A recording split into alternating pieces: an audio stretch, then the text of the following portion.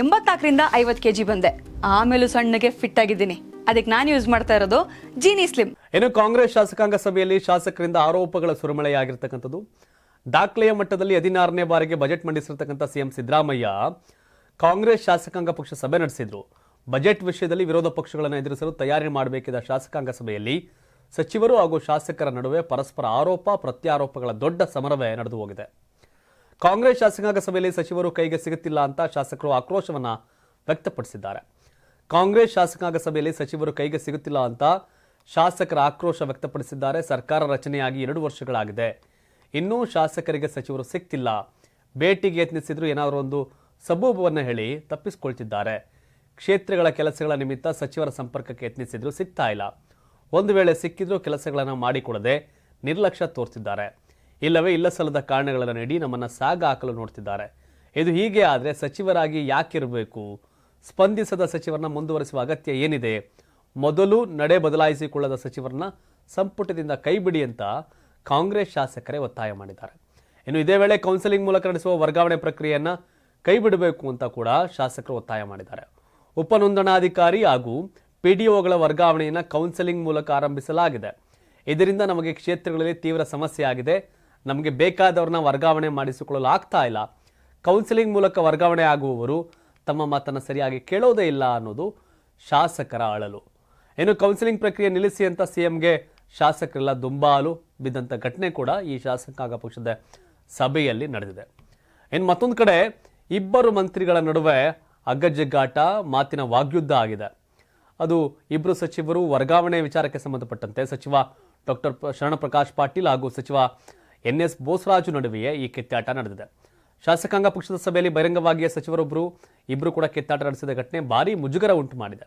BJP ಶಾಸಕರಿಗೂ ಅನುಕೂಲ ಆಗುವಂತೆ ಸಚಿವರು ನಡೆದುಕೊಳ್ತಿದ್ದಾರೆ ಅಂತ ಶರಣಪ್ರಕಾಶ್ ಪಾಟೀಲ್ ಹಾಗೂ ಬೋಸರಾಜ್ ಪರಸ್ಪರ ಆರೋಪ ಪ್ರತ್ಯಾರೋಪ ಮಾಡಿ ಕಿತ್ತಾಟ ನಡೆಸಿದ್ದಾರೆ.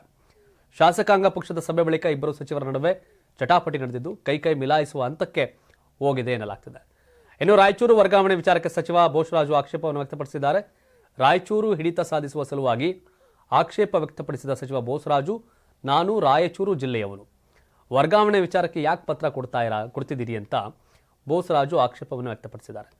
ನಾನು ರಾಯಚೂರು ಉಸ್ತುವಾರಿ ಸಚಿವ, ಶಾಸಕರು ಕೇಳಿದ್ದಾರೆ, ಅದಕ್ಕೆ ಪತ್ರ ನೀಡಿದ್ದೇನೆ ಅಂತ ಸಚಿವ ಶರಣಪ್ರಕಾಶ್ ಪಾಟೀಲ್ ತಿರುಗೇಟನ್ನು ಕೊಟ್ಟಿದ್ದಾರೆ.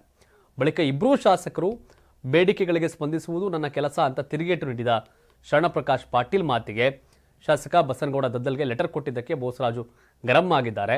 ನನ್ನ ಕೇಳಲು ಹೇಗೆ ಪತ್ರ ಕೊಟ್ರಿ ಅಂತ ಸಿಟ್ಟಾದ ಬೋಸರಾಜು ಈ ವೇಳೆ ಮಾತಿಗೆ ಮಾತು ಕೈ ಮಿಲಾಯಿಸುವ ಹಂತಕ್ಕೆ ಹೋಗಿ ಗಲಾಟೆಯನ್ನು ಸ್ಥಳದಲ್ಲಿದ್ದಂಥ ಉಳಿದ ಶಾಸಕರೇ ತಣ್ಣಗೆ ಮಾಡಿದ್ದಾರೆ.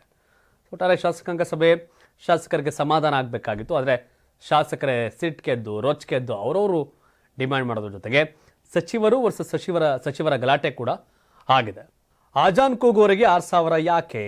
ಧರ್ಮಾಧಾರಿತ ತೆರಿಗೆ ಸಂಗ್ರಹ ವರದಿ ಕೊಡಿ ಅಂತ ಬಜೆಟ್ಗೆ ಸಾಬರ ಕೊಡುಗೆ ಎಷ್ಟು ಅನ್ನೋದನ್ನು ಗೊತ್ತಾಗಲಿರೋದು ಪ್ರತಾಪ್ ಸಿಂಹ ಅವರ ವಾದ. ಮೈಸೂರಿನ ಮಾಜಿ ಸಂಸದ ಪ್ರತಾಪ್ ಸಿಂಹ ಕ್ಯಾತ್ಮಾರ್ನಹಳ್ಳಿ ಮಸೀದಿ ರೀಓಪನ್ಗೆ ಆಕ್ಷೇಪವನ್ನು ವ್ಯಕ್ತಪಡಿಸಿದ್ದು ಸಿಎಂ ಸಿದ್ದರಾಮಯ್ಯಗೆ ಸವಾಲು ಹಾಕಿದ್ದಾರೆ. ಮೈಸೂರಲ್ಲಿ ಮಾತನಾಡಿದ ಪ್ರತಾಪ್ ಸಿಂಹ, ರೆಸಿಡೆನ್ಸಿ ಜಾಗದಲ್ಲಿ ಅನಧಿಕೃತವಾಗಿ ನಿರ್ಮಿಸಿರ್ತಕ್ಕಂಥ ಮಸೀದಿಯನ್ನ ರೀಓಪನ್ ಮಾಡಲು ಯಾವುದೇ ಕಾರಣಕ್ಕೂ ಬಿಡೋದಿಲ್ಲ. ನಾನೊಬ್ಬ ಬಿಜೆಪಿ ಕಾರ್ಯಕರ್ತನಾಗಿ ಸಿದ್ದರಾಮಯ್ಯ ಅವರಿಗೆ ಚಾಲೆಂಜ್ ಮಾಡಿ ಹೇಳ್ತೇನೆ, ತಾಕತ್ತಿದ್ರೆ ಓಪನ್ ಮಾಡಿ ನೋಡಿ ಅಂತ ಸವಾಲು ಹಾಕಿದ್ದಾರೆ. ರಾಜ್ಯ ಸರ್ಕಾರದ ಅಲ್ಪಸಂಖ್ಯಾತರ ಓಲೈಕೆಯನ್ನು ಟೀಕೆ ಮಾಡಿರುವ ಮಾಜಿ ಸಂಸದ ಪ್ರತಾಪ್ ಸಿಂಹ, ರಾಜ್ಯ ಸರ್ಕಾರ ಧರ್ಮದ ಆಧಾರದ ಮೇಲೆ ತೆರಿಗೆ ಸಂಗ್ರಹದ ವರದಿ ಸಿದ್ಧ ಮಾಡಬೇಕು ಅಂತ ಆಗ್ರಹ ಮಾಡಿದ್ದಾರೆ. ರಾಜ್ಯದಲ್ಲಿ ಹಿಂದೂಗಳು ಎಷ್ಟು ತೆರಿಗೆ ಕಟ್ತಿದ್ದಾರೆ, ಮುಸ್ಲಿಮರು ಎಷ್ಟು ತೆರಿಗೆ ಕಟ್ತಿದ್ದಾರೆ, ಕ್ರಿಶ್ಚಿಯನ್ರು ಎಷ್ಟು ತೆರಿಗೆ ಕಟ್ತಿದ್ದಾರೆ, ಅದರ ವರದಿ ತಯಾರಿಸಿ ಬಿಡುಗಡೆ ಮಾಡಿ. ರಾಜ್ಯ ಬಜೆಟ್ಗೆ ಸಾಬರ ಕೊಡುಗೆ ಎಷ್ಟು ಎಂಬುದು ಜನರಿಗೆ ಗೊತ್ತಾಗಲಿ. ಮಸೀದಿಯಿಂದ ಚರ್ಚ್ನಿಂದ ಸರ್ಕಾರಕ್ಕೆ 5 ರೂಪಾಯಿ ಆದರೂ ತೆರಿಗೆ ಬರುತ್ತಿದೆಯಾ? ಇದು ಹಲಾಲ್ ಬಜೆಟ್ ಅನ್ನೋದರಲ್ಲಿ ಯಾವುದೇ ತಪ್ಪಿಲ್ಲ ಅಂತ ಕಿಡಿಕಾರಿದ್ದಾರೆ. ಒಕ್ಕಲಿಗರು, ಲಿಂಗಾಯತರು, ಬ್ರಾಹ್ಮಣ, ಮಡಿವಾಳರ ಈಗ ನಾನಾ ಜಾತಿ ಅಭಿವೃದ್ಧಿ ನಿಗಮಕ್ಕೆ ಎಷ್ಟು ಹಣ ಕೊಟ್ಟಿದ್ದೀರಾ?